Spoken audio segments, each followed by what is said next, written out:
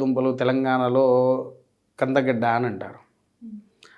అవి ఉడకబెట్టేసి తీసుకువచ్చి నైవేద్యం పెట్టేస్తారు. అవి కూడా ఎప్పుడు పెట్టాలి? రాత్రి 12 తర్వాతనే అవి నివేదన పెట్టాలి. పండ్లు పెడుతూ ఉంటారు. పండ్లు కూడా కదా, అసలు ఆ రోజు ఏం చేయాలి? ఉదయం నుంచి రాత్రి కాలంలో లింగోద్భవ కాలం అయ్యేంత వరకు ఆయన నిత్యాభిషేకంలో ఉండాలి. నిత్యాభిషేకం పరిపూర్ణం అయిపోయిన తర్వాత లింగోద్భవ కాలంలో చాలామందికి తెలియని ఒక గుప్త రహస్యం ఉంది పరమేశ్వరుడికి ఆచరించేది. చాలామందికి శివుడికి అన్న పూజ అంటే అందరూ ముందుంటారో అన్న పూజలు చేసేస్తారు. అవునా? అన్న పూజ కాకుండా శివరాత్రి రోజు రాత్రి కాలంలో ఆచరించే ఇంకో ముఖ్యమైనటువంటివి 2 ఉన్నాయి వాస్తవానికి. అందులో ఏంటి? మొట్టమొదటిది పచ్చికోవ సేవ అని అంటారు. మీకు కోవా అంటే ఐడియా ఉందా? తెలుసు, పాలతో చేసేది కోవా.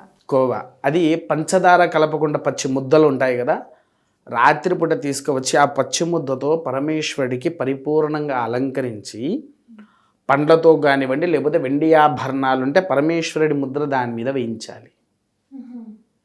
వేయించేసి అప్పుడు స్వామివారికి ఏంటి అదంతా అయిపోయిన తర్వాత దాని మీద బిల్వార్పణము అనేటువంటిది చెయ్యాలి. లింగోద్భవ కాలంలో ఆ పచ్చికోవా మీద బిల్వార్పణం అనేది ఆచరించాలి. అయ్యా పూర్వంలో పచ్చికోవా లేవు, మీరెందుకు పచ్చికోవా చెప్తున్నారని చాలామందికి ఒక అనుమానం వచ్చేది. పూర్వంలో పచ్చికోవా లేదు అనుకోవడం అసాధ్యం. ఎందుకు అనంటే కొన్ని సందర్భాలలో మనందరికీ తెలిసిందే, ఆవు పాలిచ్చేది పరమేశ్వరుడికి. ఆయన ఏం చేసేది? ఆవు పాలను ముద్దగా తయారు చేసుకొని తన పక్కన పెట్టుకొని తనకు ఆకలి అయినప్పుడల్లా ఆ ముద్దను తినేవాడు. పచ్చి ముద్దనే అదే కోవా. పాలను ముద్దలాగా తయారు చేసేది కోవాగా, అది ఇప్పుడు మారుతుంది. అవునా? ఆ కోవా ఆయన పక్కనే ఉండే సంచిలో పెట్టుకునేది.